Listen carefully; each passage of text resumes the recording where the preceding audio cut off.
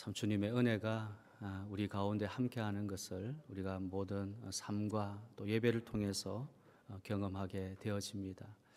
묵은 해는 다 지나갔고 새로운 역사와 새로운 해를 하나님께서 허락해 주심에 오늘로 감사하면서 신년 감사 예배를 하나님께 올려드리고 있습니다. 우리 마음이 더욱더 하나님께 결심하고 또 기뻐하면서 주님 앞에 나아갈 때에 주님이 우리 가운데 친히 찾아와 주셔서 기쁨이 풍성하고 또 사랑과 은혜가 강물과 같이 우리 심령에 흘러 넘칠 수 있는 복된 신년 예배 되어지기를 주님의 이름으로 축복합니다. 아멘. 한번 인사 또 우리 축복하도록 하겠습니다. 옆에 있는 분들하고 앞뒤로 하나님 우리와 영원히 함께 하십니다. 하나님이 우리와 영원히 함께 하십니다. 네, 축복합니다. 네, 새해 복 많이 받으십시오. 네, 축복합니다.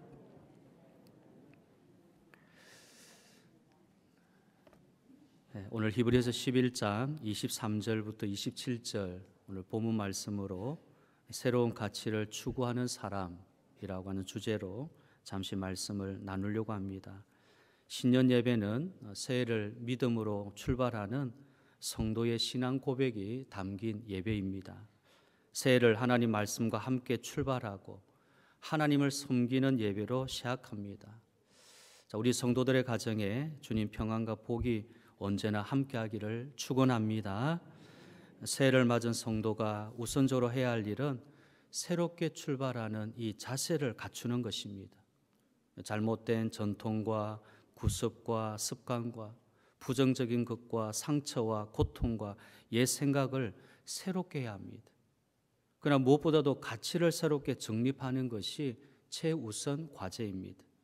생각이 바뀌지 않으면 행동이 바뀌지 않고 믿음이 바뀌지 않으면 삶이 바뀌지 않기 때문입니다.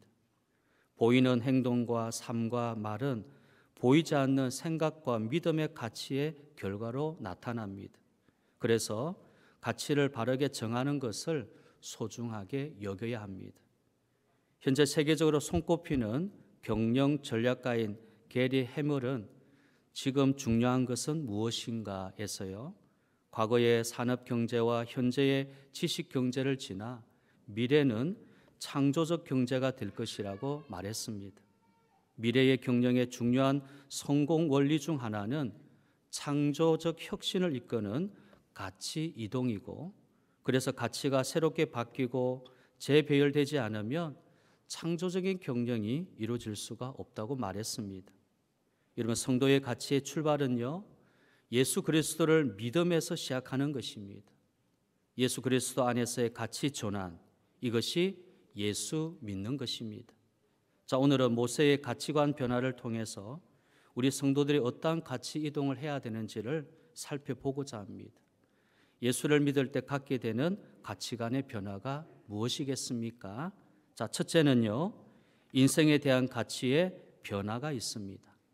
자, 본문 24절 25절에 믿음으로 모세는 장성하여 바로의 공주의 아들이라 칭함을 받기를 거절하고 도리어 하나님의 백성과 함께 고난 받기를 잠시 죄악의 낙을 누리는 것보다 더 좋아하고 라고 말씀합니다. 모세의 과거는 화려한 세상의 왕의 가문에서 부귀와 영화를 누리며 사는 것이 중요한 가치관이었습니다. 그러나 그의 가치관이 바뀌어 하나님 백성과 함께 고난받는 삶이 가치 있는 것을 발견했습니다. 자, 그래서 세상 나라에서 누리는 죄악의 즐거움보다 하나님 나라에서 누리는 의의 고난을 기뻐하는 가치 변화가 일어났습니다. 여러분, 그렇습니다. 모든 하나님의 사람들은 인생에 대한 가치에 확실한 변화가 있다는 것을 알 수 있습니다. 그들은 모두 내가 누구인지를 알고 하나님이 어떤 분이신지를 아는 가치 분별력이 있었습니다. 야고보는 야고보서 4장 14절에서 인생을 허무한 안개로 비유하고 있습니다. 야고보서 4장 14절, 내일을 너희가 알지 못하는도다. 너희 생명이 무엇이냐? 너희는 잠깐 보이다가 없어지는 안개니라. 여기 야고보는 사람의 존재 가치가 잠깐 보이다가 허무하게 사라지는 안개와 같다라고 말씀합니다. 야고보는 계속해서 사람만이 그러한 것이 아니라 세상의 모든 만물도 그러하다고 야고보서 1장 11절에서 말씀합니다. 야고보서 1장 11절 해가 돋고 뜨거운 바람이 불어 풀을 말리면 꽃이 떨어져 그 모양의 아름다움이 없어지나니 부한 자도 그 행한 일이 이와 같이 쇠잔하리라. 세상의 모든 것이 풀과 꽃같이 떨어진다는 해석입니다. 세상 사람들이 보고 사는 것들은 잠깐 있다가 없어지고 마는 별것 아닌 것으로 야고보는 판단한 것입니다. 이것이 야고보의 가치관이었습니다. 사도 베드로도 사람의 본질을 알고 보면 허무한 것이라고 판단했습니다.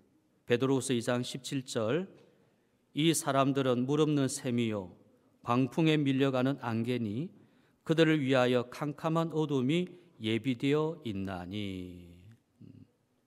물이 없는 샘이고 광풍에 밀려가는 안개이니까 그 인생이 얼마나 허무하냐라는 것입니다. 더 나아가 바울은요, 이 허무한 인생의 가치관 위에 그래서 절대적으로 필요한 것은 그리스도의 가치관이라고 말씀하고 있습니다. 여러분, 그리스도의 가치관에 대해서요, 빌립보서 3장 7절부터 9절에서 그러나 무엇이든지 내게 유익하던 것을 내가 그리스도를 위하여 다 해로 여길 뿐더러 또한 모든 것을 해로 여김은 내 주 그리스도 예수를 아는 지식이 가장 고상하기 때문이라. 내가 그를 위하여 모든 것을 잃어버리고 배설물로 여김은 그리스도를 얻고 그 안에서 발견되려 함이니. 바울의 고백입니다. 이런 바울이 예수 믿게 된 후로 가장 먼저 달라진 것이 무엇인지 아십니까? 가치관의 변화입니다. 믿음의 가치관이 변화되었습니다. 그리스도를 위하여 내 주 그리스도를 아는 것, 그리스도를 얻고 그 안에서 발견되는 것을 가장 큰 만족으로 생각합니다. 그런데 오늘의 성도들은 어떻습니까? 가치 이동이 온전히 이루어지지 못하고 있는 실정입니다. 이전에 가지고 있었던 세상적 가치관이 그리스도의 가치관으로 완전하게 바뀌지 아니하고 있거나 가치관이 흐려져 있습니다. 예수 믿기 전하고 별로 달라진 것이 없습니다. 목적이 불투명합니다. 중심이 없습니다. 최우선적인 것이 무엇이며 가장 급한 것이 무엇인가에 대해서 믿지 않는 사람과 차이가 없이 비슷합니다. 불신자와 신자의 구별이 희미해져 가고 있다는 것입니다. 사랑하는 여러분, 인생 가치와 복음의 가치를 아십니까? 믿음의 가치를 이해하셨습니까? 가치 이동의 필요를 느끼십니까? 새 첫 예배를 통해서 분명하게 결단하실 수 있기를 바랍니다. 하나님 백성과 함께 고난받기를 잠시 죄악의 낙을 누리는 것보다 더 좋아했던 이 모세처럼 우리도 환경에 흔들리지 않는 견고한 믿음으로 새로운 출발을 하실 수 있기를 주님의 이름으로 축복합니다. 두 번째로 평안에 대한 가치의 변화가 있습니다. 여기 인생과 믿음에 대한 가치 이동이 생기면 세상에 대한 두려움을 이기고 담대한 믿음을 갖게 됩니다. 모세는요, 인생과 믿음에 대한 가치관을 변화를 통해서요, 담대한 믿음으로 백성을 이끄는 진정한 지도자가 되었습니다. 자, 본문 히브리서 11장 27절입니다. 믿음으로 애굽을 떠나 왕의 노함을 무서워하지 아니하고 곧 보이지 아니하는 자를 보는 것 같이 하여 참았으며 그랬습니다. 모세는 이전에 세상의 가치관을 가지고 있을 때에는 애굽 왕이 두려움의 대상이었습니다. 그러나 이제는 천지 만물을 창조하신 하나님을 두려워하는 사람으로 바뀌었습니다. 하나님을 경외하는 사람으로 바뀌었습니다. 세상의 왕의 권력에 무서워하고 두려워했던 이 모세가 이제는 하나님을 두려워하는 사람으로 바뀌어진 것입니다. 믿음의 가치관으로 무장한 모세에게는 세상의 어떤 가치와 존재도 두려움의 대상이 될 수 없습니다. 이와 같이 하나님을 신뢰하는 믿음의 가치는 세상이 줄 수 없는 평안을 받게 되는 것입니다. 예수님 말씀하셨던 것과 같이 믿음으로 염려를 이겼다면 가치 이동이 잘된 성도라 할 수 있습니다. 예수님 말씀하신 마태복음 6장 31절 34절을 읽어보고 우리 자신의 신앙 상태를 잠시나마 점검해 보시기를 바랍니다. 마태복음 6장 31절에서 34절입니다. 그러므로 염려하여 이르기를 무엇을 먹을까 무엇을 마실까 무엇을 입을까 하지 말라. 이는 다 이방인들이 구하는 것이라. 너희 하늘 아버지께서 이 모든 것이 너희에게 있어야 할 줄을 아시느니라. 그런즉 너희는 먼저 그의 나라와 그의 의를 구하라. 그리하면 이 모든 것을 너희에게 더하시리라. 그러므로 내일을 염려하지 말라. 내일은 내일 염려할 것이요 한날의 괴로움은 그날로 족하니라. 아멘. 우리가 염려해서 무엇을 먹을 것인가, 무엇을 입을 것인가, 마실 것인가, 이방인들이 구하는 것이란 거예요. 믿음으로 염려를 이겼다고 한다면 우리의 가치 이동이 잘 되어졌다는 것입니다. 너희는 먼저 그의 나라와 그의 의를 구해라. 이 말씀이 그대로 우리 마음에 잘 새겨지기를 바랍니다. 성도나 믿지 않는 사람과 달라야 정상이지요. 소원도 달라고 생각도 다르고 행동도 다르고 사는 것도 달라야 됩니다. 부자가 되는 것은 좋습니다. 그러나 그리스도인들은요, 돈을 사랑하는 것이 악의 뿌리가 된다는 것을 생각하는 가치관에서는 다릅니다. 싸우는 모습도 다릅니다. 왼뺨을 때리면 오른편 뺨을 갖다 대주는 것입니다. 평안에 대한 가치관이 다릅니다. 물질적이고 세속적인 것이 아닙니다. 내 주머니에 돈이 좀 두둑해야 내 마음이 평안한 것이 아니고, 통장에 잔고가 좀 남아 있어야 내가 불안하지 아니하고 평안히 살 수 있는 것이 아닙니다. 우리 그리스도인이 가지고 있는 평안은 결코 물질적인 것도 세속적인 것도 아닌 것입니다. 요한복음 14장 27절, 평안을 너희에게 끼치노니 곧 나의 평안을 너희에게 주노라. 내가 너희에게 주는 것은 세상이 주는 것과 같이 아니하니라. 너희는 마음에 근심하지도 말고 두려워하지도 말라. 이렇게 그리스도인의 가치관은 세상 사람들과 전혀 다른 것입니다. 세 번째로 복에 대한 가치의 변화가 있습니다. 자, 모세에게 복에 대한 가치 변화가 있었다는 것을 히브리서 11장 26절에서 말씀하고 있습니다. 오늘 본문 26절, 그리스도를 위하여 받는 수모를 애굽의 모든 보화보다 더 큰 재물로 여겼으니 이는 상 주심을 바라봄이라. 아멘. 모세는 믿음의 가치를 통해서 하나님을 위한 수고와 고난과 환난과 수치됨도 복이 될 수 있다는 가치를 발견하였습니다. 야고보서 1장 12절에서 야고보는요, 믿음의 가치를 통해 발견한 또 다른 복을 설명하였는데, 야고보서 1장 12절, 시험을 참는 자는 복이 있나니 이는 시련을 견디어낸 자가 주께서 자기를 사랑하는 자들에게 약속하신 생명의 면류관을 얻을 것이기 때문이라. 야고보는 시험을 참는 자는 복이 있다라고 선언합니다. 시험이 복이 될 수 있다는 것이 성도의 가치관입니다. 그러나 믿지 않는 사람들의 생각은요, 불행이나 시험은 절망이고 저주이고 화입니다. 언제나 물질적이고 가시적인 것에 따라 판단합니다. 나에게 손해가 되면 잘못된 것이고 운이 나쁜 것이고 뭐든지 이익이 되어야 복으로 생각합니다. 그러나 성도의 복의 개념은 다릅니다. 다윗은 시편 1편 1절과 2절에서요, 복 있는 사람은 악인들의 꾀를 따르지 아니하며 죄인들의 길에 서지 아니하며 오만한 자들의 자리에 앉지 아니하고 오직 여호와의 율법을 즐거워하여 그의 율법을 주야로 묵상하는도다라고 말씀합니다. 인생의 가치관이 바뀐 다윗에게 무엇이 복이었습니까? 악인의 생각을 따르지 아니하고 죄인의 길에 서지 아니하고 오만한 자리에 앉지 않는 것이 복이다. 여러분, 이 복을 의의 복이라고 말합니다. 여기에서는 재물과 세상의 복에 대한 가치를 말하지 않습니다. 여러분, 고난의 사람 욥을 보시길 바랍니다.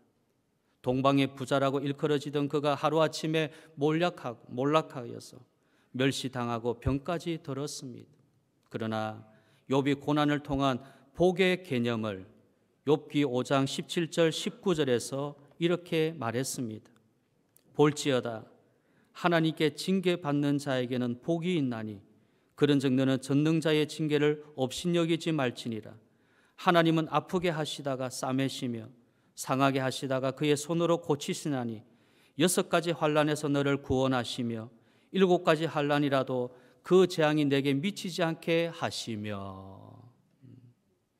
욥은 복의 개념을 교정하면서 매를 맞아도 하나님께 맞는 것은 복되다고 찬양하고 하나님의 징계의 경책을 복으로 알게 되었습니다. 욥은 목적 있는 징계로, 약속 있는 징계로, 뜻 있는 징계로 알고 하나님을 찬양합니다.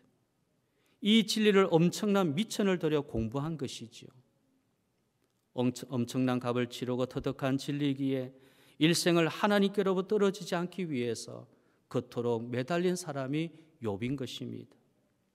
이런 역설적인 삶, 그러니까 고난 당하면 당할수록, 매를 맞으면 맞을수록 더 하나님께 가까이 가고자 하는 것은 무엇이 진정한 복인가를 아는 성도들에게만 찾을 수 있는 믿음이라는 것입니다. 성도들의 복의 개념이 바뀌어야 됩니다. 여러분, 꼭 돈이 많이 있어야 합니까? 꼭 세상적으로 출세하고 성공해야만 합니까? 언제까지 세상에서도 돈 이야기, 교회에서도 돈 이야기를 할 것입니까? 11조 하면 돈부터 생각하고 감사 헌금하면 돈 설교한다고 평가하지 마시기 바랍니다. 11조와 감사 헌금은 돈을 드리는 것이 아닙니다. 믿음을 드리는 것이고 나를 드리는 것이고 사랑을 드리고 삶을 드리는 것입니다. 그러므로 헌금이 가치가 있는 것이지요. 그리고 소중한 것입니다. 돈 생각하면 불의한 재물뿐인 것입니다.